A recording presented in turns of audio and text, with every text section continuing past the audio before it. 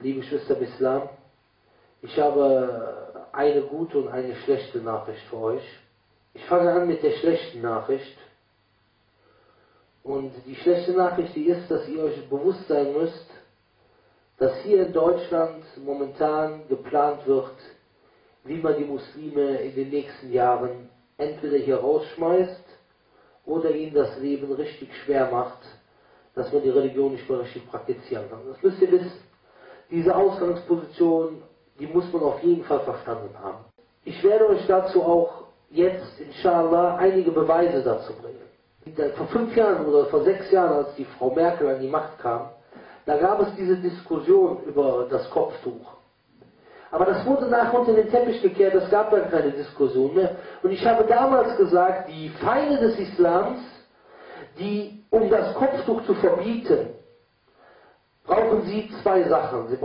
Sie müssen, weil das Kopftuch ist erstmal, fällt unter die Religionsfreiheit. Und prinzipiell kannst du dich hier kleiden, wie du willst. Ich meine, man kann sich kleiden wie ein Punker, wie ein Grufti, du kannst rumlaufen, wie du willst, du kannst dir so einen riesen Ring, kannst dir in die Nase reinmachen, das interessiert keinen Menschen. Prinzipiell, du kannst dich anziehen, wie du willst. Wenn das einem anderen nicht gefällt, ist das sein Problem. Jetzt, die haben es umgeändert jetzt. Es ist jetzt so, ja, mir gefällt das aber nicht. Ich will wissen, mit wem ich rede. Nur bei den Muslimen. Und dann fragst du, und das ist die Taktik, dann müssen sie halt 2 Dinge bringen. Sie müssen es einmal so darstellen, als wenn die Mädchen alle zu Kopftuch gezwungen werden. Weil dann ist das nicht mehr, dass sie etwas verbieten, was jemand tragen will, sondern sie verbieten etwas, was jemand nicht tragen will, und sie retten ja damit die muslimische Frau. Diesen Weg, den können sie aber kaum noch einschlagen, weil wir vor 5 Jahren angefangen haben schon, Frauen zu interviewen, die ihr Statements abgeben, dass sie das Kopftuch freiwillig tragen. Und Alhamdulillah, die Behörden selber sagen, dass die Tendenz zur Religiosität unter Jugendlichen immer stärker wird. Und dass immer mehr Frauen wissen, warum sie das Kopftuch überhaupt tragen, Alhamdulillah. Und das ist etwas, wo ich mich so drüber freue, Denn der erste Vortrag, den ich damals gemacht habe, der war über das Kopftuch gewesen. Das war damals im Juli 2005 war das gewesen. Das war der erste Vortrag überhaupt.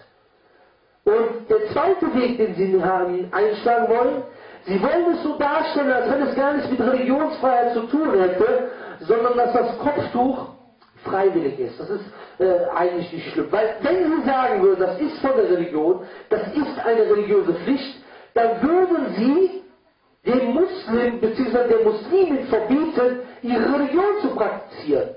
Also was machen sie? Und das habe ich damals gesagt. Ich habe damals gesagt, sie werden dann mit Muslimen kommen, die dann erzählen werden, nein, das ist doch alles gar nicht so.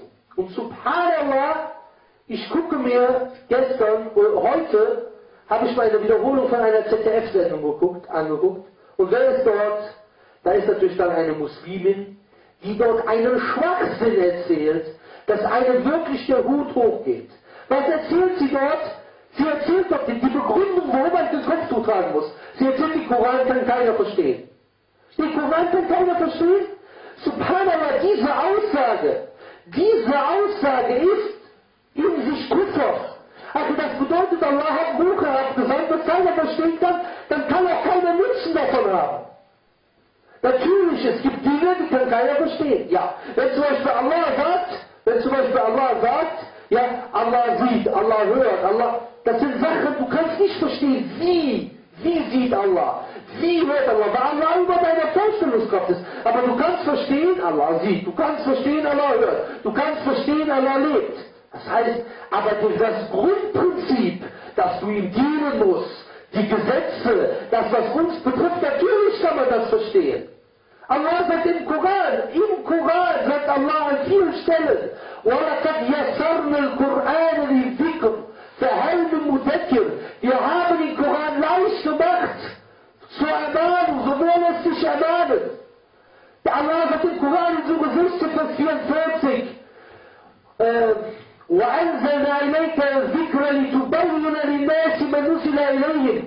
Wir haben zu dir den Koran herabgesandt, Mohammed, damit du den Menschen klar machst, was zu ihnen herabgesandt wurde. An Dutzenden Stellen im Koran. an dutzenden Stellen im Koran. إن الذين يكتمون ما أنزلنا من البينات والهدى.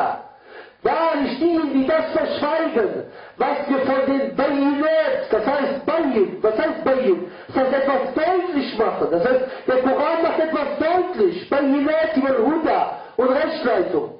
Das heißt, wie kann jemand kommen und sagen, nee, versteht man nicht. Natürlich, es gibt einige Dinge, die mehrdeutig sind.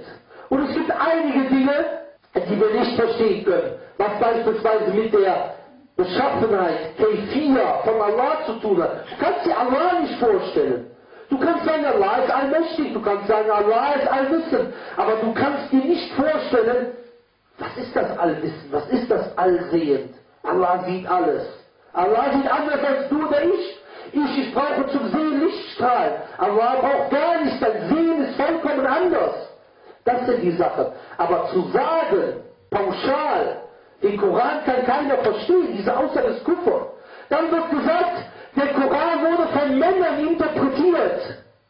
Das ist dasselbe. Das bedeutet, die Botschaft wurde nicht geschützt. Das heißt, das, was wir heute praktizieren, ist von Männern interpretiert. Die Männer, die wollen, dass die Frau Kopftuch anzieht. Subhanallah, schau dir das an, was es für Schayatin gibt, die gebracht werden, um die Religion zu verdrehen. Um die Religion zu verdrehen.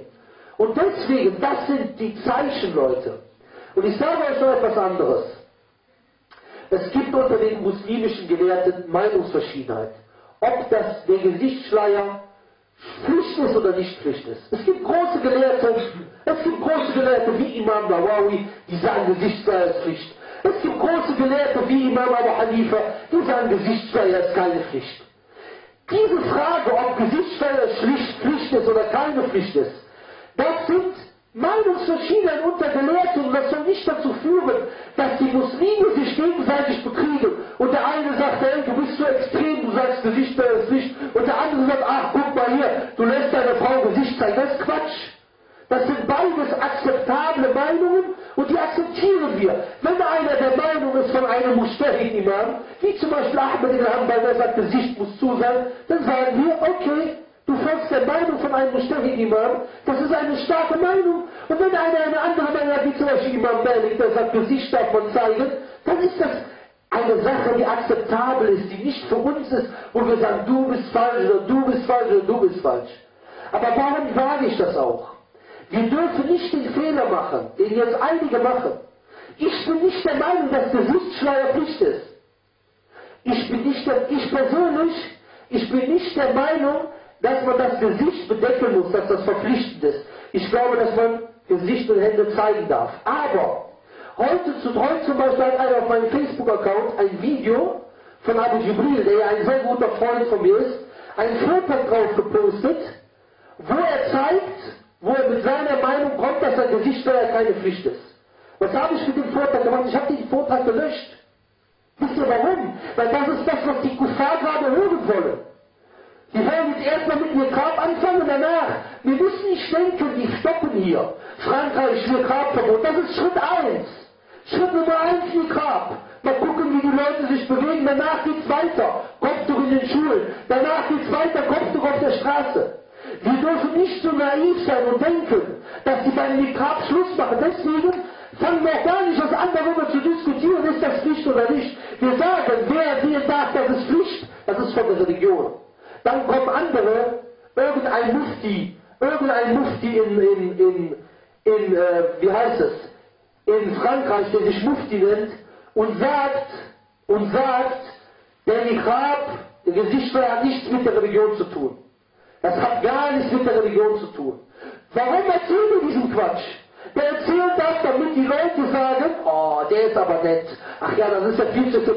Der hilft praktisch dem Kuffar, den Niqab zu verbieten. Warum sollen wir jemanden, ich sage, wie gesagt, ich sage nicht, dass Niqab Pflicht ist, aber warum sollen wir denen helfen gegen die Brüder oder Schwestern, die das als Pflicht sehen? Das ist das, was ich meine. Warum sollen wir jetzt in der Situation darüber reden, wo wir vorher nicht darüber diskutiert haben? Um denen zu gefallen und zu sagen, guck mal, ich bin auch der Meinung, das ist keine Pflicht. Ja? Wie gesagt, ich meine jetzt nicht Abu Jibril damit, aber als Beispiel. Deswegen da brauchen wir gar nicht darüber zu diskutieren.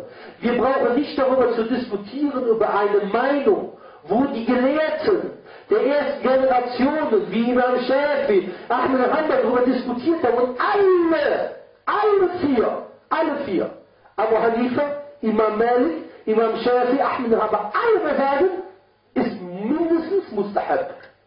Mindestens Mustahab. Die Meinungsverschiedenheit geht auch fast zurück, dass der Prophet a.s. gesagt hat, dass die Frau in der Hajj keine Handschuhe und kein Gesichtsschleier tragen darf. Deswegen sagen manche Gelehrte, schau, dass er das verboten hat in der Hajj, zeigt, dass es keine Pflicht ist, ansonsten dürfte sie in der Hajj nicht jetzt ihr Gesicht zeigen. Die anderen sagen, nein, Hajj ist eine Ausnahme. Aber es zeigt, dass die Frauen normalerweise das Gesicht zugedeckt haben. Und die haben aber in der Hajj und Männertagen ihr Gesicht anders bedeckt, aber nicht mit einem extra Gesichtsschleier. Wie gesagt, es geht nicht um dieses Thema. Es geht nur darum, wir sollen den Nichtigen unserer Brüder helfen. Aber jetzt geht es noch weiter. In Deutschland kommen dann irgendwelche Frauen, die behaupten, das ist ja gar nicht von der Religion. Jeder wird gefragt. Jeder wird auf einmal gefragt. Da kommt irgendjemand, der möchte unbedingt den Nicht-Muslimen gefallen. Und auf einmal sagen sie alle, ah, wie schön, ja, das wollten wir gerne hören. Glaubt es mir, Leute, ihr müsst eine Sache verstehen, Brüder und Schwestern. Versteht eine Sache, Sure 2, Vers 120. Allah sagt in diesem Vers, لَن تَرْضَ عَنْكَ الْيَهُودُ وَلَا نَصَارَى حَتَّى تَتَّبِعَ مِلَّتَهُم.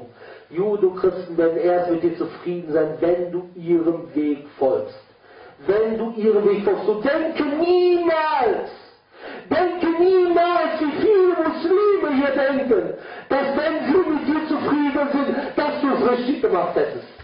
Subhanallah, ich sehe gerade, wie viele Leute sind auch, guck mal, wie Pierre Vogel und Co. angegriffen werden.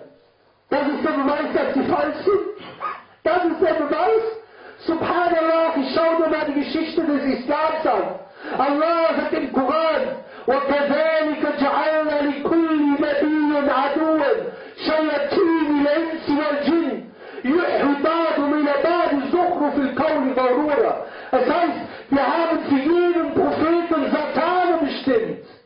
Hat einer gedacht, du rufst zu Allah subhanahu wa ta'ala und den Shaitan wird das freuen? Hat einer gedacht, es wird zu Allah gerufen und der Satan wird schweigen? Hat einer gedacht, es wird zu Allah gerufen und der Satan wird seine Soldaten nicht in Bewegung setzen? Subhanallah, wenn die mit dir zufrieden sind, dann ist das ein Zeichen, dass du falsch bist.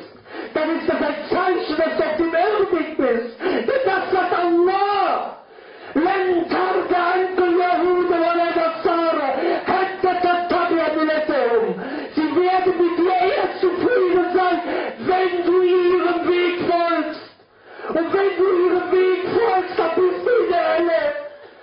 Und jetzt in diesen Tagen, was siehst du? Du siehst, wie die Leute sich distanzieren dich. Wir distanzieren uns von dieser Meinung. Von was distanzierst du dich? Der Nächste kommt, erzählt, ja, nein, also ich finde das nicht okay, was diese Leute praktizieren und die rufen öffentlich zum Islam. Subhanallah, hast du mal die Sira gelesen? Hast du gelesen, was Allah gesagt hat als zweite Offenbarung? Ja, ayyuhal mudaththir, qum fa'anzir. Oh, du Gesandter, stehe auf und warne. Und was hat der Prophet a.s. gemacht? Der ist zu Jabal Safra gegangen.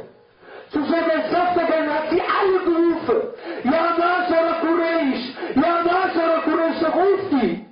Warum ruft er die? Was hat er dann gesagt? Hat er zu denen gesagt, lass uns Kaffee und Kuchen trinken? Lass uns einen Kaffee trinken, ein bisschen Kuchen essen. Ihr seid auch alle nett, wir sind super schön. Lass uns einen interreligiösen Dialog machen, oder was hat er gesagt? Was hat er gesagt? Wer ist unser Prophet? Wer ist unser Vorbild? Der Prophet a.s. Was hat er gesagt? Was würdet ihr sagen, wenn ich euch berichten würde, dass dort im Tal eine Armee ist, die euch überfallen will? Würdet ihr mir glauben? Was sagen sie? Na,